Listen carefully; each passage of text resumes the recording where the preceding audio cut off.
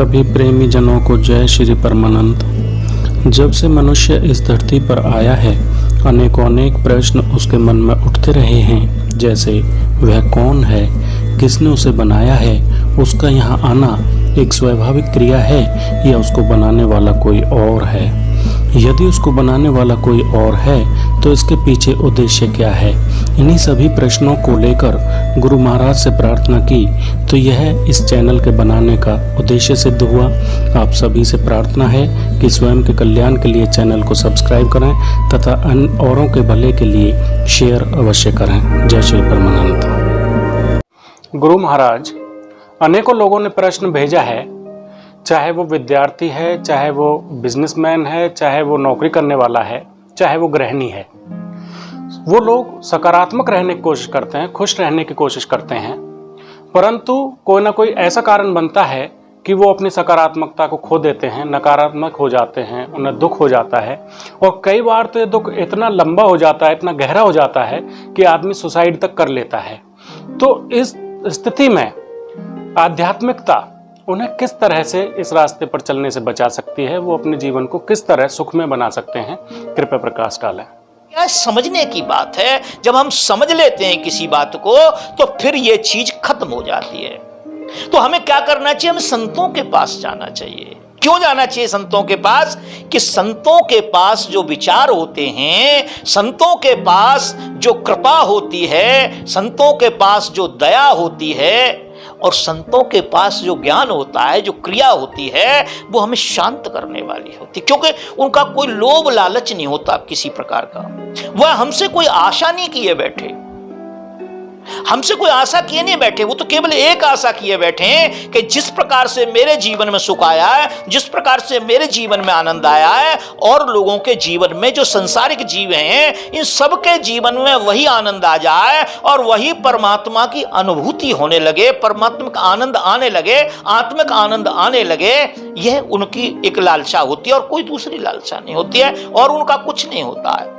तो हमें क्या करना पड़ेगा? हमें संतों के पास जाना पड़ेगा और संतों के पास जाकर के हमें उनसे प्रश्न करना पड़ेगा, उनके सामने अपना प्रस्ताव रखना पड़ेगा कि महाराज, मेरे जीवन में इस प्रकार से परेशानियां हो रही हैं, कृपया करके मुझे इन परेशानियों से छूटने का कोई रास्ता बताओ।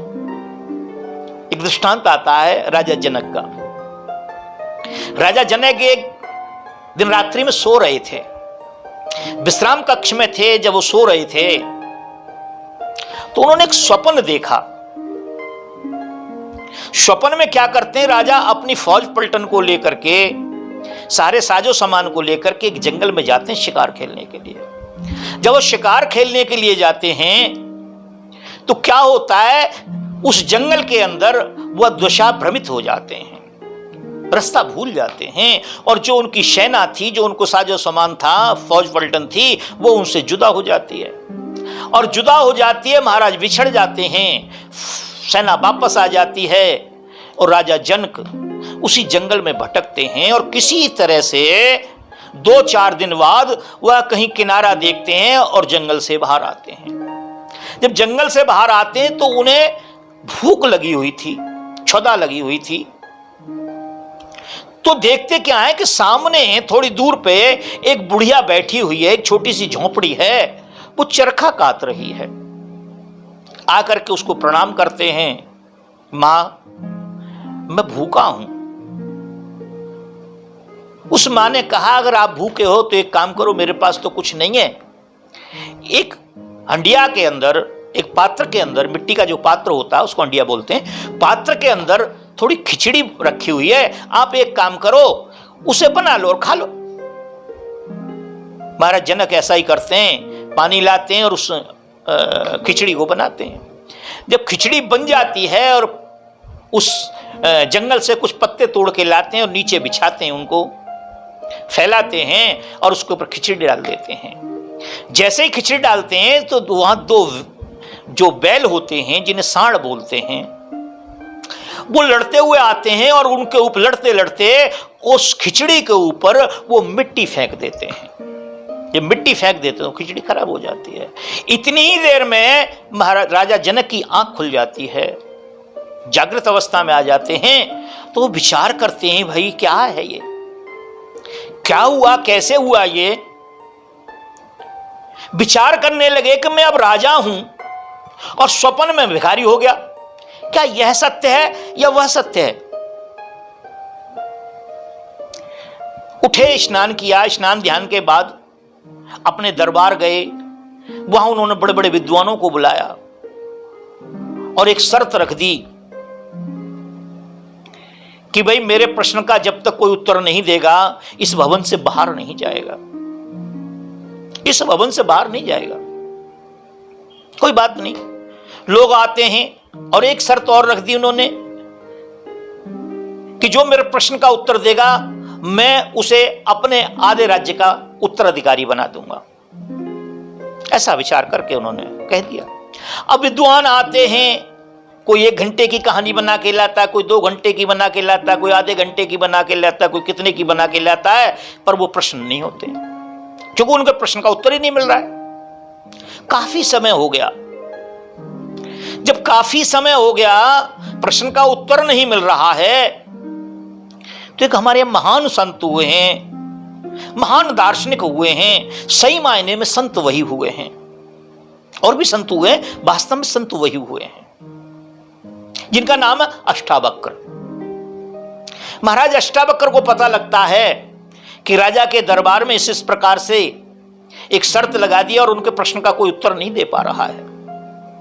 जब प्रश्न का उत्तर नहीं दे पा रहा है तो ये तो जो जीव हैं ये तो पता नहीं कितने समय तक कैद खाने में पड़े रहेंगे।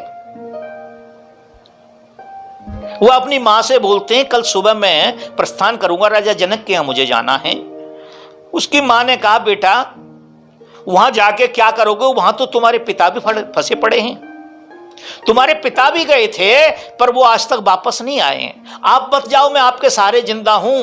खैर कुल मिलाकर के राजा जनक के यहां सुबह अष्टावक्र जी चल देते हैं और जाकर के वो द्वारपाल से बोलते हैं कि जाओ राजा से कहो कि एक संत आए हैं। द्वारपाल थे, छोटा सा बालक था, उसे देख के हंसने लगे। तो अष्टावक्र जी ने कहा, जाओ आपका काम, आप द्वारपाल हैं, आपका काम है मेरे मैसेज को देना, मेरे समाचार को देना राजा तक, और राजा का जो समाचार है मुझे देना। द्वारपाल ने कहा कि आप ऊपर पढ़ लो इसमें जो लिखा हुआ है, अगर आप जाना चाहते हैं चले जाओ। बाकी इतने इतने बड़े बड़े विद्वान आए और आपकी मतलब उनके प्रश्न का उत्तर नहीं दे पाए, महाराज को संतुष्ट नहीं कर पाए, आप कैसे करेंगे। तो अष्टावक्र जी ने कहा कि देखो तुम द्वारपाल हो और तुम्हारे विचार भी द्वारपाल जैसे हैं, तुम छोटे काम को करते हो इसलिए विचार भी तुम्हारे छोटे हैं, जो बड़े काम करते हैं उनके विचार भी बड़े होते हैं, तुम्हारी विचारों की भी एक सीमा है। अष्टावक्र जी खैर अंदर जाते हैं और जाकर के उस सिंहासन पर बैठ जाते हैं जो महाराज जनक ने ऊपर डाल रखा था कि जो भी आके बैठ के प्रश्न करेगा और मेरे उत्तर का जवाब देगा। होता क्या है कि महाराज अष्टावक्र जाके बैठ जाते हैं तो जैसे ही वो सिंहासन की तरफ जाते हैं, आसन की तरफ जाते हैं, तो वहां जो लोग बैठे हुए थे वो हंसने लगे। और जब हंसने लगे तो महाराज अष्टावक्र खड़े हुए और कहा कि हे राजन, आपने इन चर्मकारों को कहां से इकट्ठा कर लिया। मैंने तो समझा था कि आपके यहां विद्वानों की सभा होगी, आपके यहां ज्ञानी लोग पहुंचे होंगे, ये क्या कर लिया आपने, चर्मकारों की सभा को इकट्ठा कर लिया है। तो वो जो लोग बैठे, विद्वान लोग बैठे थे, बड़े अच्छे अच्छे कपड़े पहने बैठे हुए थे, उनको कष्ट हुआ इस बात का। तो उन्होंने कुछ कहा, संत होते इन बातों का बुरा नहीं मानते, उन्होंने कहा कोई बात नहीं। और जब ये राजा जनक को ये बात मालूम पड़ी कि इतना निर्भीक आदमी, इतना संतोष, इतनी संतुष्टि जिसके पास, जिसको ये भी मालूम नहीं है कि यदि ऐसा नहीं हुआ तो मैं वापस नहीं जाऊंगा, उनका मन में विश्वास हो गया शायद यही उत्तर दे सके हमारा। राजा जनक ने जाके चरणों में प्रणाम किया, महाराज ब्राज गए। अष्टावक्र ने कहा, राजन क्या प्रश्न है आपका। बोले महाराज मेरा प्रश्न क्या है, मेरा प्रश्न तो यह है कि यह सत्य है वो सत्य है। अष्टावक्र जी ने कहा, जनक, ना ये सत्य है ना वो सत्य है, ना ये सत्य है ना वो सत्य है, दोनों में से कोई सत्य नहीं है।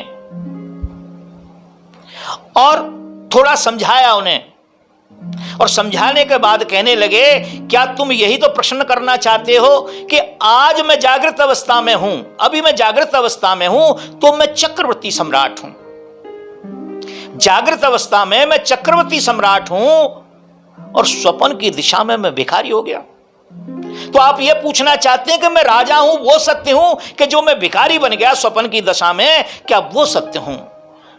अष्टावक्र जी ने कहा, स्वप्न भी असत्य होता है, स्वप्न भी असत्य होता है, स्वप्न की दशा भी असत्य होती है, और ये जागृत अवस्था भी सत्य नहीं होती है। जागृत अवस्था में जो कुछ हम देख रहे हैं वो सब खत्म होता चला जा रहा है, इधर से उधर हो रहा है, तो यह अवस्था भी सत्य नहीं है, यह भी असत्य है। इस मायने ना वो सत्य था ना ये सत्य था। राजा जनक ने अष्टावक्र जी के पैर पकड़ लिए, क्योंकि यही प्रश्न जानना चाहते थे, वो यही पूछना चाहते थे कि ये सत्य है या वो सत्य है। तो कोई नहीं बता रहा था। क्यों? क्योंकि जितने भी लोग आ रहे थे वो पढ़ाई बातें कर रहे थे, अध्ययन की हुई बातें कर रहे थे, किसी दूसरों के अनुभव को बता रहे थे, और अष्टावक्र जो थे वो अपने अनुभव को बता रहे थे। उनका अपना अनुभव था, उनका आत्म ज्ञान था। तो उन्होंने जब बताया तो खैर यहां बात खत्म होती है। जब ये हम संतों के पास जाते हैं, जब हमारे प्रश्न का उत्तर मिल जाता है तो हमारे मन को शांति होती है, हमारे विचारों में शांति आती है, और जब हमारे विचारों में शांति आती है तो हमारे शरीर में सब चारों तरफ एकदम शांत हो जाता है। तो कहने का भाव है कि हम संतों की शरण में जाएं और वहां जाके प्रश्न करें कि प्रभु, मेरे ये जो संसारिक या मेरे ये शरीर से जुड़े हुए जितने भी दुख हैं, जितनी भी व्याधियां हैं, जितने भी कष्ट हैं, इनसे छूटने का कोई तरीका मुझे बताएं, जिससे इनसे छूट करके मैं सुख को प्राप्त हूं, मैं इस जीवन को जीऊं, मैं इस जीवन को ढोऊं ना, मैं इस जीवन को ढोऊं ना, मुझे शांति मिले। एक संत कहते हैं कि गोधन गजधन बाजधन और रतन धन खान, जब आवे संतोष धन सब धन धूर समान। सारे धन क्या हो जाते हैं? सब दूर हो जाते हैं। तो जैसे ही हमें हमारे प्रश्नों का उत्तर मिल जाएगा तो हमारे मन में शांति आने लगेगी। हम करते क्या हैं? हम जहां जाते हैं, जिन लोगों के पास, जिन व्यापारियों के पास गए, जिन धंधे वालों के पास गए, मैं थोड़ा गलत भाषा का प्रयोग कर रहा हूं, जिन धंधे वालों के पास गए वो हमारे प्रश्नों का उत्तर नहीं देते, तो वो हमें उलझाते हैं। वो क्या करते हैं? उलझाते हैं। कहीं राम के नाम, कहीं कृष्ण के नाम पे, कहीं हिंदू के नाम पे, कहीं ईसाई के नाम पे, कहीं किसी और नाम पे, अनेक नाम पे उलझा देते हैं। परमात्मा ऐसा है, गंगा जी जाओ, त्रिवेणी जाओ, वहां जाओ, वहां जाओ। जो मूल बात है वो हमको नहीं बताते, मूल बात हमें संत बताते हैं, और हमें संतों की शरण में जाना चाहिए। तब हमारा जीवन में सुख आएगा, तब हमारे जीवन से अशांति चली जाएगी, हमारे जीवन से उदासी खत्म हो जाएगी, हमारे जीवन में खुशहाली आ जाएगी, हमारे जीवन में संतोष ही संतोष होगा, कभी असंतोष की बात नहीं होगी। जैसे हम लोग सत्संग में जाते हैं, क्यों जाते हैं सत्संग में? सत्संग में हम इसलिए जाते हैं कि वहां हमें संत बताते हैं सत्य से सत्य का संग। सत्य क्या है? परमात्मा सत्य है, ये सारा संसार असत्य है। आदि गुरु शंकराचार्य कहते हैं, ब्रह्म सत्यम जगत मिथ्या। ब्रह्म सत्य है, यह जगत मिथ्या है, और इस जगत में जितनी चीजें हैं वो भी सब मिथ्या हैं। तो हम संतों के पास जाते हैं, काहे के लिए आते हैं? सत्संग के लिए, सत्य से सत्य का संग करने के लिए। तो सत्य क्या बताते हैं संत? कि परमात्मा सत्य है, बाकी सब असत्य है, और उसके साथ साथ दूसरी जो चीज है उसका नाम है आत्मा, उसका नाम है सुरत, उसका नाम है चेतना, उसका नाम है रूह, वह भी सत्य है। तो आत्मा से परमात्मा का जब संबंध हो जाएगा तो हमारे विचारों में शांति आ जाएगी, हमारे जीवन में शांति आ जाएगी, क्योंकि विचारों से ही हमारे संशय दूर होते हैं। तुलसीदास जी एक चौपाई के अंदर बोलते हैं कि राम कथा सुंदर करतारी, उस परमेश्वर का जो एक तरीका है, जो सच समझाने का, सच को पाने का, वो है प्रश्नों उत्तर।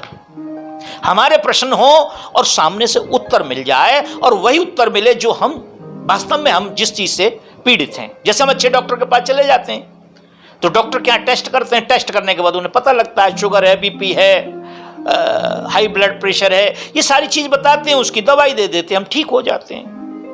कई बार हम क्या करते हैं, ऐसे डॉक्टरों के पास चले जाते हैं कि जो हमारे रोग को तो जानते नहीं है, सुबह से शाम तक हमें दवाइयां देते रहते हैं और रोग को हमारे को बढ़ा देते हैं। तो तुलसीदास जी कहते हैं कि राम कथा सुंदर करतारी, संशय विहंग उड़ावनहारी। हमारे संशय रूपी जो पक्षी होते हैं, संशय रूपी जो व्यंग होते हैं, वो सारे के सारे चले जाते हैं, खत्म हो जाते हैं, हट जाते हैं, भग जाते हैं। हमारे वृक्ष पे संतोष ही संतोष रह जाता है। तो हमें संतों के पास जाना चाहिए, और संतों से पहले हमारे जीवन में सुख नहीं आएगा और ना ही हमारे जीवन से दुख जाएगा। जब तक दुख नहीं जाएगा हमारे जीवन में सुख नहीं आएगा। जब तक हमारे जीवन में असंतोष नहीं जाएगा संतोष नहीं आएगा, और जब तक हमारे जीवन में नेगेटिविटी नहीं जाएगी पॉजिटिविटी नहीं आएगी।